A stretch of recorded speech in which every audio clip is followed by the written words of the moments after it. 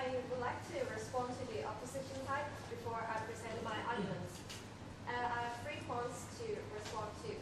First, it is claimed that animal-like prison life doesn't demonstrate freedom. And as our first speaker mentioned, according to the United Nations Human Rights Statement, every human has a right to live. And killing the criminal is exploiting his or her right to live, and it is definitely violating the human rights as defined by the United Nations.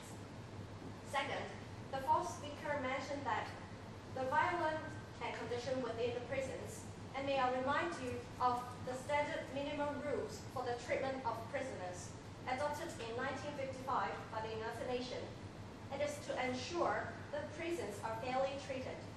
There are minimum standards of accommodation, personal hygiene, medical service, and so on. I can't get the point why our dear opponent would mention the so-called violent condition within prisons. Third, the moral of death sentence to life imprisonment. Thank you for bringing up my main argument today. At first, may I once again point out that death sentence is definitely a premeditated murder. How can we accept even it is inflicted by the state authority?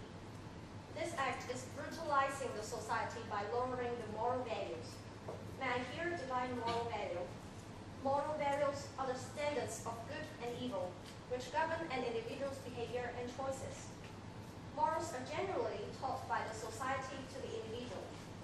By witnessing such acts implemented by the authority, our own mental makeup starts believing that violence is necessary to cope with wrongdoings, and revenge is a must after being the victim. Imagine if we lived in a world where our actions have no consequences. There could be nothing wrong with anything we might do. However, this is not the case.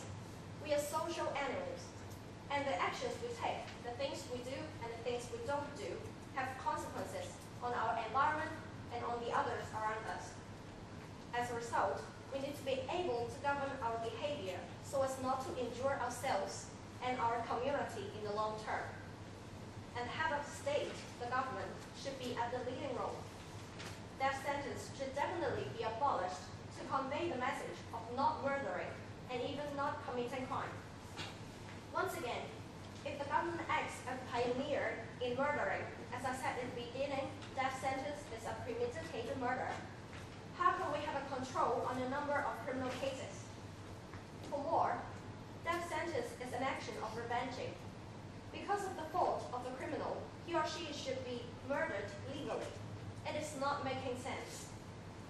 A term moral panic is suitable here.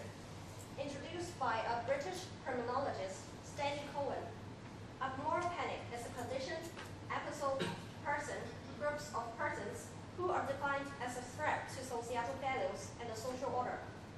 Obviously, death sentence is a moral panic, or to blame who implemented death sentence creates moral panic. After all, government should be the leader of stabilizing the society, expressing the message of social harmony, while not promoting murder and crimes by the means of adopting death sentence.